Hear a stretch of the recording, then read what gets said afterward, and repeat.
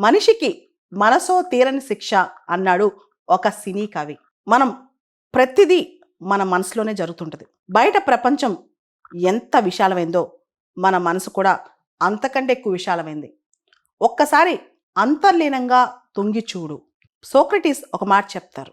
"An unexamined life is not worth living" అని. అంటే మనలో ఏం జరుగుతుంది? మన మనసులో ఏం జరుగుతుంది? మనకేముంది? అసలు మన జీవితంలో అంతర్లీనంగా మనం ఎలా ఆలోచిస్తున్నాం? ఏ డైరెక్షన్‌లో ఎళ్తున్నాం? ఇది తెలియకుండా మనం బతికితే ఆ బ్రతుకు సరికాదు. అది వ్యర్థమే అంటారనమాట. అంటే జీవితం అనేది ఏ మనిషికైనా చాలా తాత్కాలికం. ఒక్కసారే వస్తాయి.